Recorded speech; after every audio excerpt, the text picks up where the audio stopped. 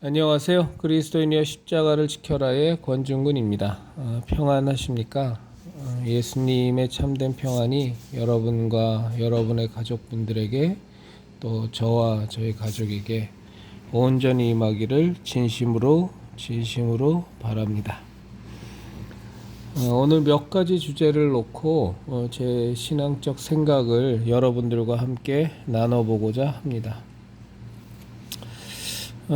교회에서 보면 거의 정례화된 프로그램들이 있어요.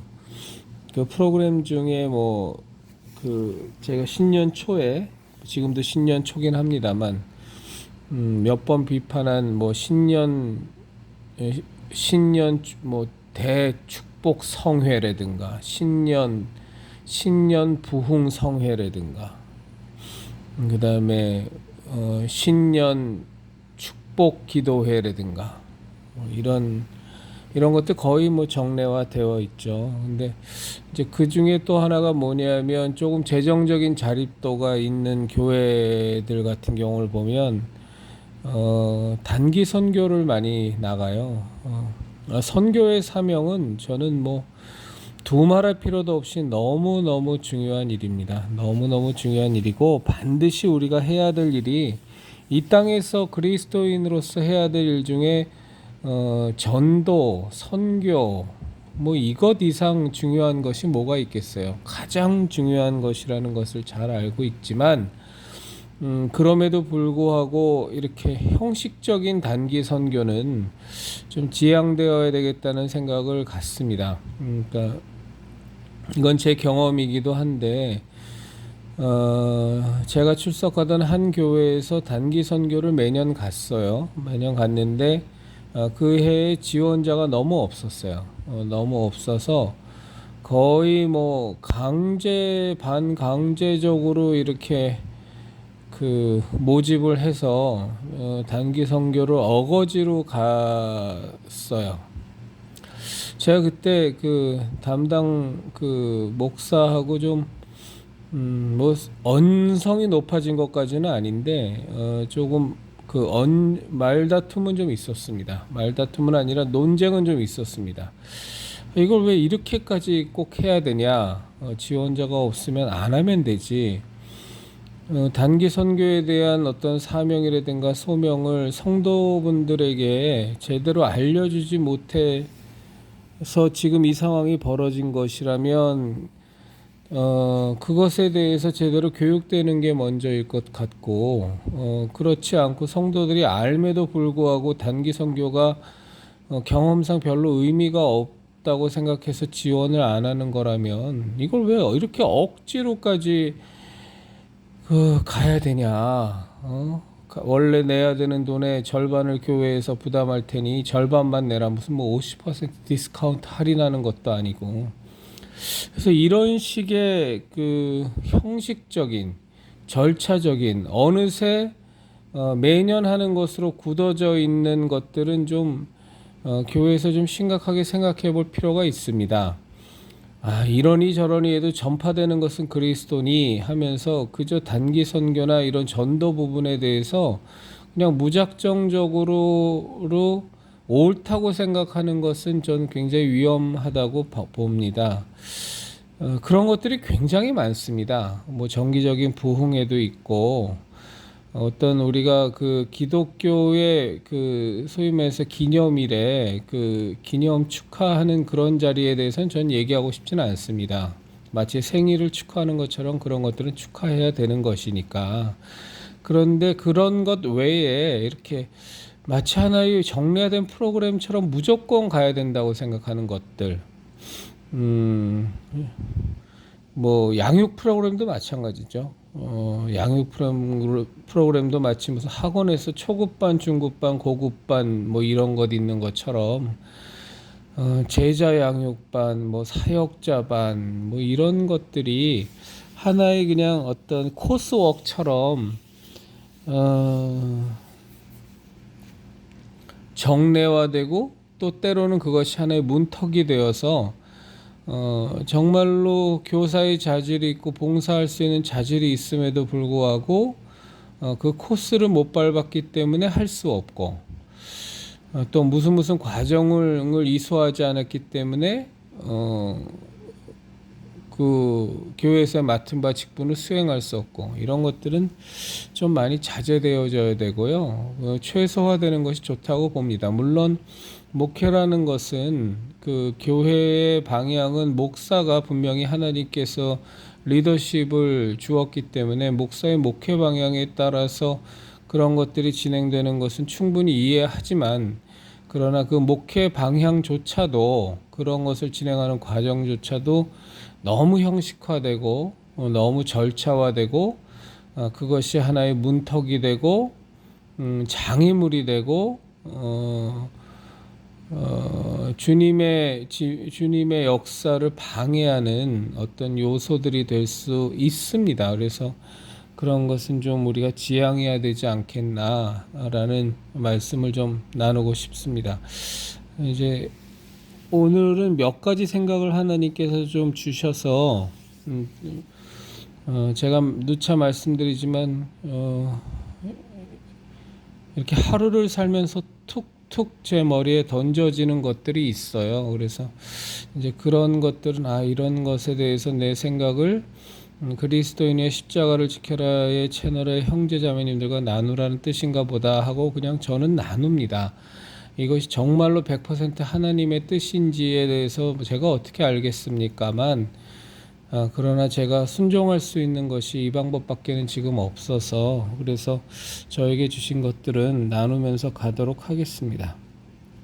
또 하나 좀 제가 우리 형제 자매님들과 나누고 싶은 내용은, 오늘 제게 문득 든 생각이, 정말로 기도조차도 받지 못하는 소외된 사람들이 많이 있겠다라는 생각을 했어요. 당연히 예수님을 알지도 못하고, 혹은 예수님을 안다고 할지라도 어느 누구의 관심도 끌지 못하는 그런 처지에 놓여져 있는 사람들,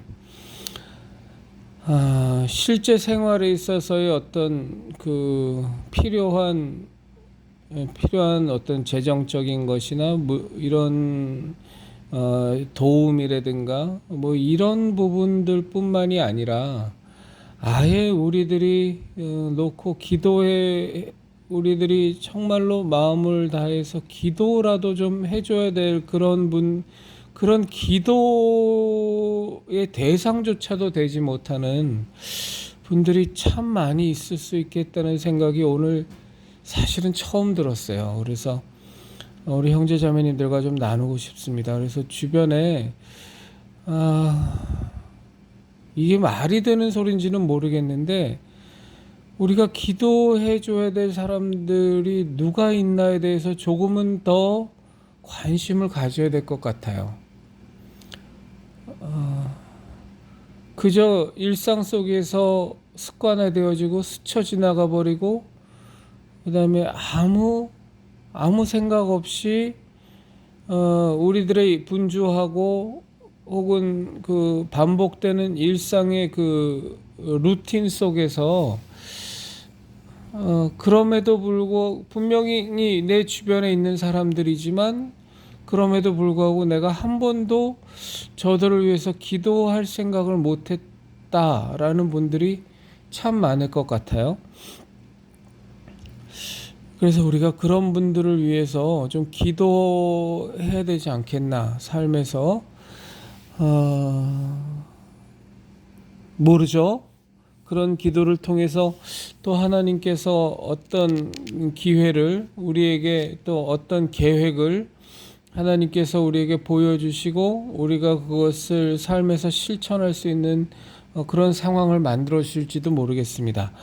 근데 그걸 떠나서 하나 분명한 것은 있지 않습니까? 정말로 이 세상의 모든 영혼들, 그들 가운데 예수님을 이미 믿고 있는 사람들이거나, 혹은 전혀 예수님을 알지도 못하고 믿으려는 마음도 없는 사람들이거나, 혹은 심지어 예수님을 대적하고 있는, 그것이 대적인지도 모르고 그냥 망발을 하는 삶을 살아가고 있는 사람들, 이 모두를 사실은 하나님께서는 한 명 한 명 다 너무너무 소중히 여기시잖아요. 성경에서도 여러 차례 말씀하신 것처럼 한 드라크마를 잃어버렸는데 그 드라크마를 찾을 때까지 얼마나 쓸면서 그 드라크마를 찾으려고 노력하겠느냐. 99마리의 양이 있는데 잃어버린 한 마리의 양을 찾기 위해서 온 산을 헤매어 찾으러 다니지 않겠느냐. 그리고 그를 찾았을 때 참으로 얼마나 기뻐서 드라크마를 찾고 양을 찾았을 때 이웃을 불러서 우리가 잔치하지 않겠느냐. 그리고 하늘에 있는 천사들은 이미 구원받은 자 99의 영혼보다 새로 구원에 이른 그 한 명의 영혼 때문에 하늘에서 천사들이 하나님과 함께 얼마나 기뻐하시지 않겠느냐라고 말씀하신 것처럼 우리가 그 전도의 목적이 그건데, 우리가 일단은 기도서부터 좀 주변을 면밀히 살펴보면서 우리가 그동안 관심을 두지 않았던 영혼들 그리고 사안들에 대해서 우리가 기도해야 되겠다는 생각을 들었습니다. 특별히 사람에 대해서 기도조차도 그리스도인의 관심사에서 벗어나 있어서 기도조차도 받지 못하는, 단 한 분의 기도조차도 받지 못하는 분들이 많이 계실 수 있겠다. 오늘 좀 그 생각이 들었고요. 그래서 우리 형제자매님들과 나눕니다. 그리고 오늘 저의 마음속에 되게 불일 듯 좀 일어난 게 여러 차례 말씀드렸던 내용인데, 정말로 좀 목사 중독에서 벗어나야겠다는 생각을 또 한번 강하게 들었습니다. 그러니까 제가 사랑침례교회 정동수 목사가 심어하는 사랑침례교회의 유튜브 채널에 들어갔다가 한 자매님의 어떤 한 15분, 10분 조금 넘는 자기 고백과 기도하는 동영상이 있어서 그걸 보면서 참 든 생각이에요. 그러니까 그분은 정광훈 목사가 하는 광화문의 광야교회에 몇 년간 정말 열심으로 다니셨나 봐요. 다니시면서 본인에게 든 생각은 영적인 평안함도 없고 거기서 예배를 드리면 드릴수록 정말 여기는 아니다. 여기는 하나님이 기뻐하는 곳이 아니라 너무 많이 변질되고 너무 많이 타락한 곳이다 라는 생각이 들면서 굉장히 힘들었었다. 그런데 하나님께서는 자기 가족을 정말로 그 힘든 가운데 합당한 교회로 인도해달라는 기도를 하나님께 계속 드렸는데 하나님께서 너무 귀한 교회로 인도해 주셨다라는 내용의 고백이었는데, 저는 그 고백을 보면서도 참 또 한 번 든 생각이 뭐냐면 목사라는 존재는 굉장히 중요한 존재예요. 하나님이 우리들을 섬기라고 하나님의 뜻대로 평생을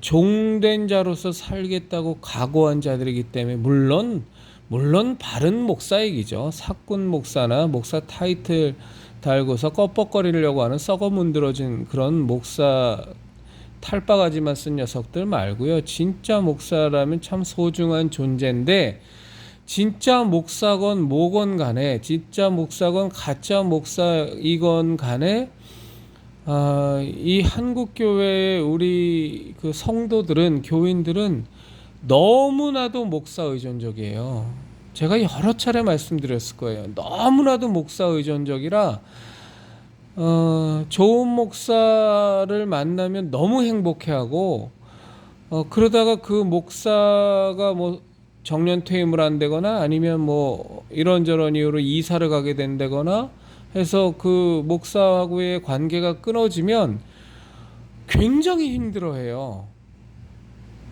뭘 어쩔 줄을 몰라요. 그리고 진짜 막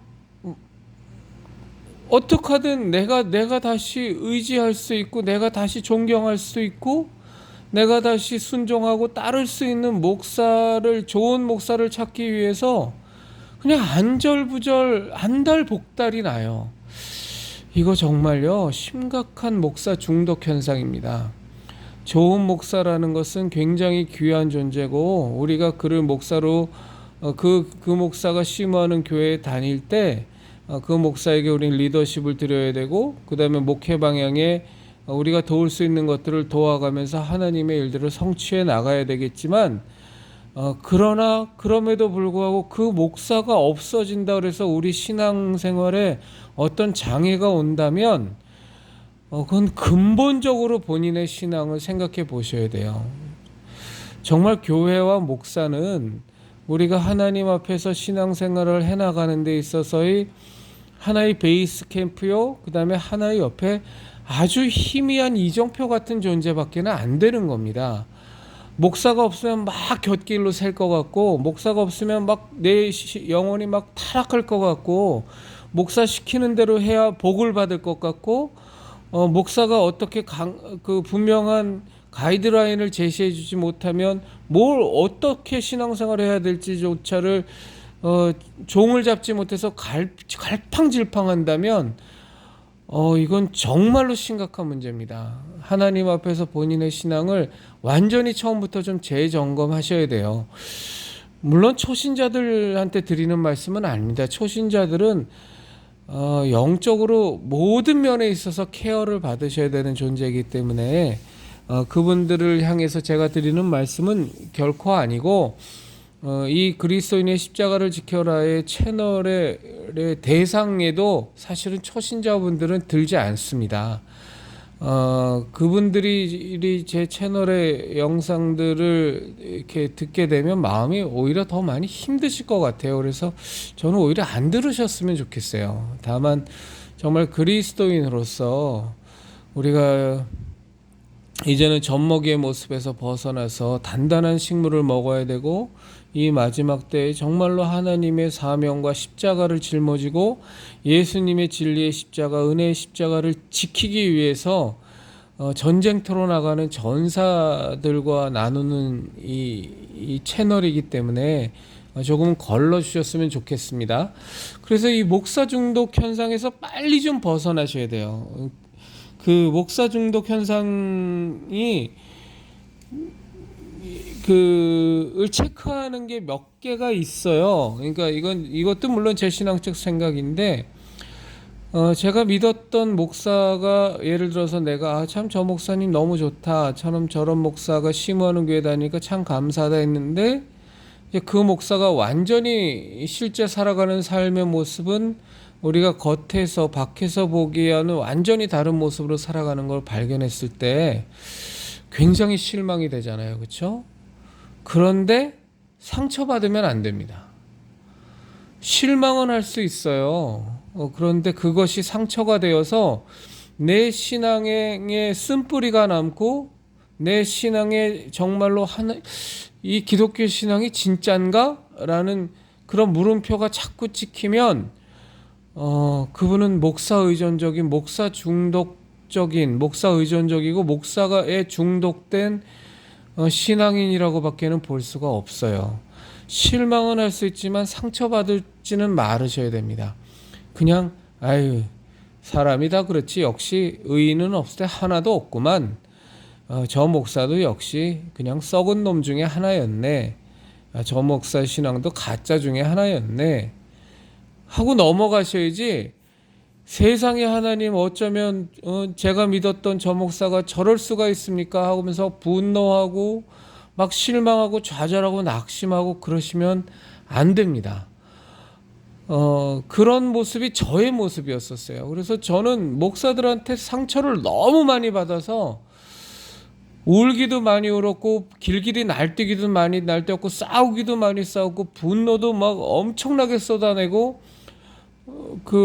우리 형제자매들 만나면 막 고래고래 소리 지르면서 거의 미친놈처럼 소리 지르는 적도 참 많았어요. 그냥 부들부들 떨면서 그냥 온갖 악담을 그냥 퍼부으면서 저의 실망감과 저의 상처를 그냥 막 쏟아내는 그런 게 저였는데 거기서 벗어나셔야 돼요. 저처럼 그렇게 그런 모습을 가지시면 안 됩니다. 그건 아직도 목사라는 존재에 대해서 의존하고 계신 거고, 목사라는 존재에 필요 이상의 기대감을 갖고 계신 거고, 더 냉정하게 말하면 당시 우리들의 신앙을 목사에게 중독시킨 겁니다. 목사가 이 한국 땅에 한 30만 명이 있는데 29만 9,999명, 아니 30만 명이 전적으로 다 타락해서 개판을 치고 엉망진창으로 인 그들의 밑바닥, 그들의 실상이 다 백일화에 드러났다고 하더라도요, 너무너무 가슴 아프고 너무너무 실망스럽지만 그것이 우리들의 신앙 노선에 눈꼽만큼도 영향을 줘서는 안 됩니다. 조금도 상처받으시면 안 돼요.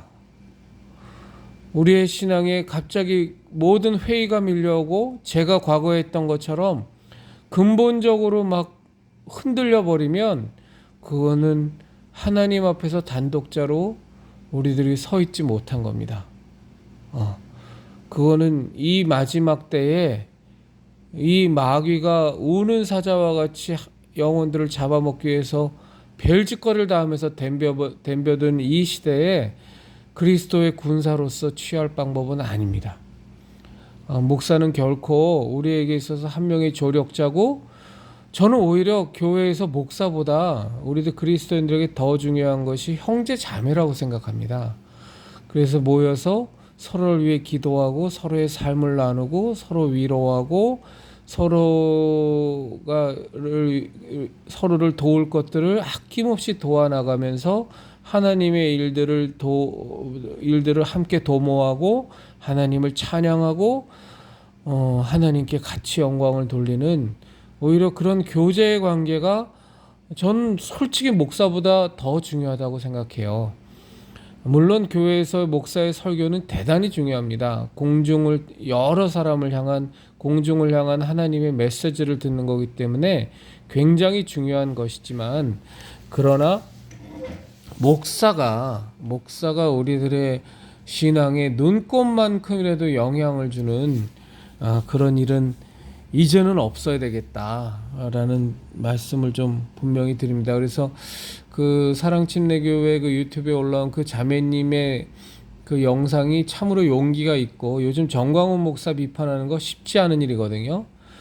비판만 하면 뭐 난리가 납니다. 저쪽에서 온갖 쌍욕 들어오고, 그냥 정광훈의 추종자들이 뭐 별짓거리를 다 해서 그 자매님의 그 용기에는 가상하지만, 그러나 그 자매님을 보면서 참 안타까운 건 빨리 저분도 목사 중독에서 벗어나서, 목사 의존적인 신앙에서 벗어나서 정말 하나님 앞에서 단독자로 서는, 그리고 교회는 정말 하나님이 우리에게 허락하여 주신 하나의 전진기지, 베이스 캠프로서 우리가 충전하고 충전받고 함께 사랑을 나누고 하나님의 일을 계획하고 도모하는, 그리고 실천하는 그런 하나의 그냥 마당, 하나의 장소에 불과하다라고 좀 그 자매님 그런 신앙을 좀 가지셨으면 좋겠다라는 생각을 좀 갖게 됐습니다.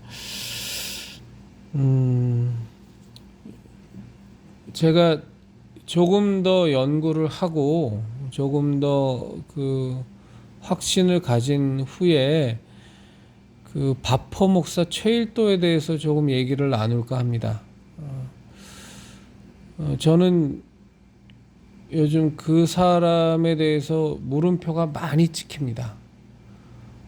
그 다일 수도회라는 그 간판도 너무 가톨릭적이라 마음에 안 들지만, 그 최일도 목사 항상 로만 컬러의 옷을 입고 다니고, 수도회라는 건 지난번 말씀드린 것처럼 기독교에선 쓰지 않는 용어입니다. 그건 가톨릭 이단 종교의 용어고요.